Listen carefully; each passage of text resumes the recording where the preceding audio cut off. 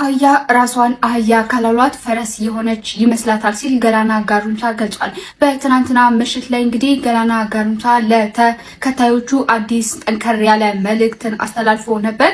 አህያ ራሷን አህያ ካላሏት ፈረስ የሆነች ይመስላታል፣ እየመጣን ነው የሚል መልእክቱን አስተላልፎ ነበር። ታዲያ ሌሊት ላይ እንግዲህ ከዮሰን ጌታሁን ጋር በመሆን አንድ ቪዲዮ ክሊፕ ሰርተው ነበር። ይህ ቪዲዮ ክሊፕ እንግዲህ የታሪክ ማህደር የሚል ስያሜ ያለው ሲሆን ለቴዲ አፍሮ ለ18ቱም የዘፈን መልስ ምት ይዟል ነው የተባለው። ታዲያ እናንተ ስለዚህ ምን ታስባላችሁ? ለቴዲ አፍሮ ዘፈን ምላሽ ሊሰጥ ነው፣ እየመጣን ነው ጠብቁም ብሏል። ይህንን ያለው የኦሮምኛ ዘፋኝ የሆነ ማለት ነው አርቲስት ገላና ጋሩንታ ሲሆን ከሙያ አጋሮች ጋርም ሙዚቃ እያዘጋጀ እንደሆነ ገልጸዋል። ታዲያ ሙዚቃውም ቴዲ አፍሮ ላነሳቸው ጉዳዮች ምላሽ እንደሆነ ነው የተገለጸው። ከቀናት በኋላም ይለቀቃል ተብሎ ይጠበቃል። እንደሱ ገለጻም ከሆነ መልሱን ይዘን እየመጣን ነው፣ በቅርቡ ይጠብቁንም ብሏል።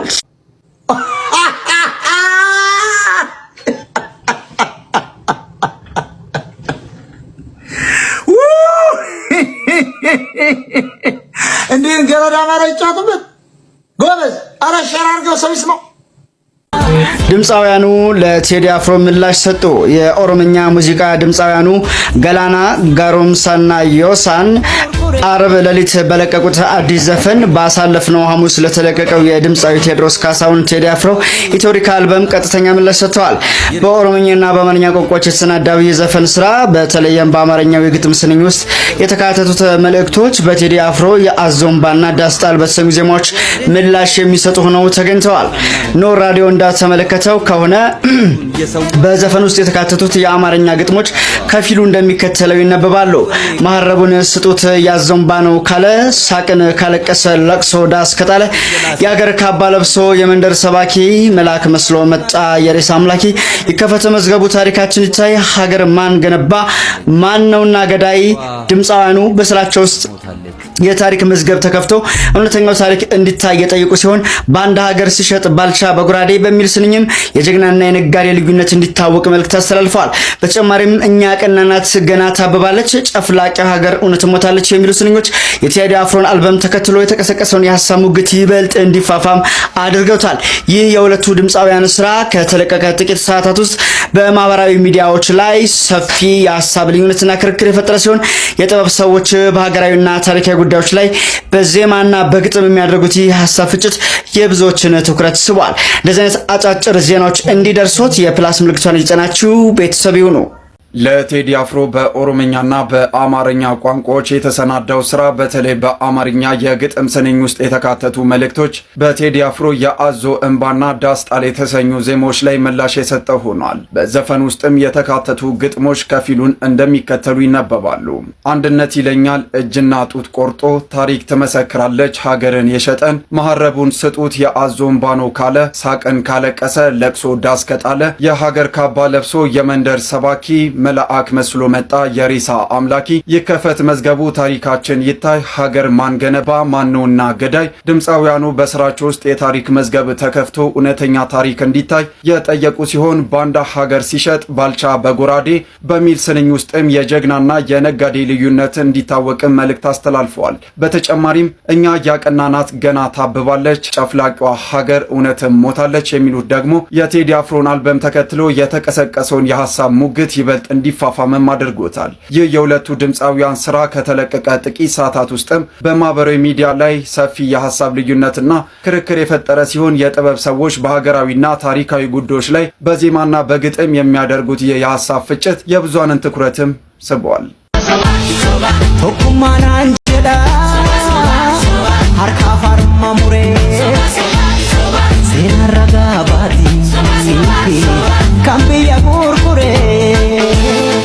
ጉድ እኮ ነው የአገር ካባ ለብሶ የመንደር ሰባኪ መልአክ መስሎ መጣ የሬሳ አምላኪ፣ ይከፈት መዝገቡ ታሪካችን ይታይ፣ አገር ማን ገነባ ማን ነውና ገዳይ።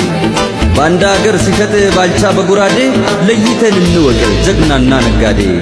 ለሀገሩ ብሎ ሕይወቱን የሰዋ ይመስክር ታሪኩ ይናገር አድዋ። ምን ያረጋል ወሬ ቃላትን መደርደር፣ ሞትም አልፈራንም ወድቀናል ለሀገር፣ አፈር እየላሰን አበቃን ለበርገር። እኛ ያቀናነው ገና ታብባለች። ጨፍላቂዋ ሀገር እውነትም ሞታለች።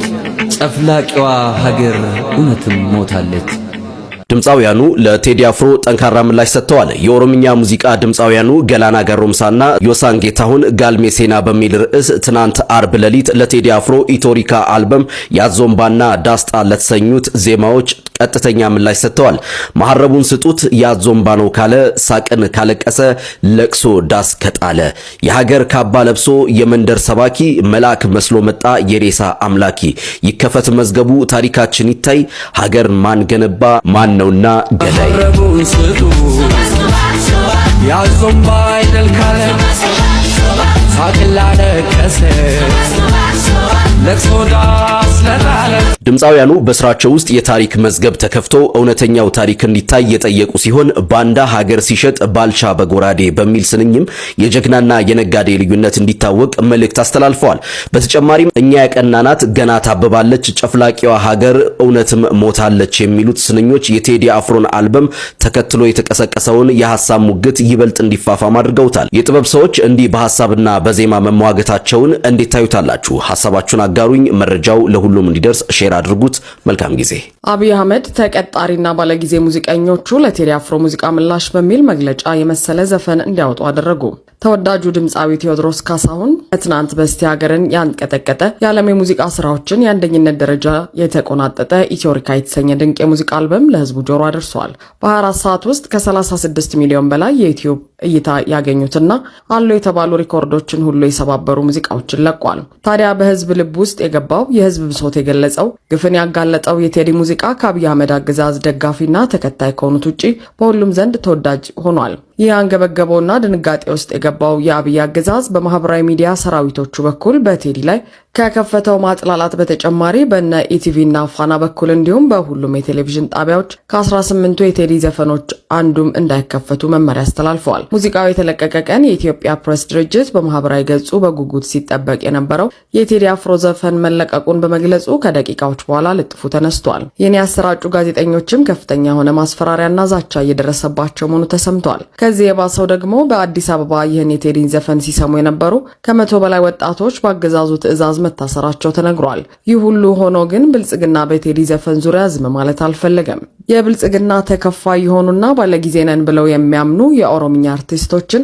ጠርቶ አዲስ ዘፈን እንዲያወጡ አስደርጓል። ይህ ዘፈን ደግሞ ለቴዲ አፍሮ ሙዚቃ በተለይ ደግሞ ለዳስጣል ሙዚቃው ምላሽ እንዲሆን በብልጽግና ዘንድ የታሰበ ነው። ገላና ጎረምሳና ዮሳን የተባሉት እነዚህ ተቀጣሪ ሙዚቀኞች ከማህበራዊ ሚዲያና ከብልጽግና አክቲቪስቶች የተለቃቀሙ ሙዚቃዎችን ሰብስበው በ24 ሰዓት ውስጥ ዘፈን አድርገዋል። ብልጽግና በዛቻ በንቀትና በጥላቻ ከሚያወጣቸው መግለጫዎች ባልተለየ መልኩ የተዘፈነው ይህ ዘፈን በሽመልስ አብዲሳና በለገሰ ቱሉ የተሰጠ መግለጫ እንጂ የጥበብ ስራ አይመስልም የሚል አስተያየት አሰጥቷል። ለዚህ ደግሞ የቴዲ አፍሮ ሙዚቃዎች በ2 ሰዓት ውስጥ በሚሊዮኖች የታዩት የህዝብን ስሜት የሚይዙ እውነታን የሚገዙ በመሆናቸው ሲሆን የብልጽግና ሙዚቃ ግን በ8 ሰዓታት ውስጥ ሊያውም የብልጽግና የሚዲያ ሰራዊት እንዲያይ ታዞ ጭምር 250 ሺህ እይታ አላገኙም። አብይ ከቴዲ ዘፈን ውስጥ የገደለው ያሳደደው ያፈናቀለው በሙሉ መነሳቱ ሳይከነክነው እጅግ ያበሳጨው ልጅ ለእናቷ ምጣት ታስተምርም በሚል የተገለጸው አብይ ኢትዮጵያዊነትን ለኢትዮጵያውያን ማስተማር እንደማይችል የተነሳበት አዝማች ነው። ለዚህም አገር የሰሩትን ለሀገር የተዋደቁትን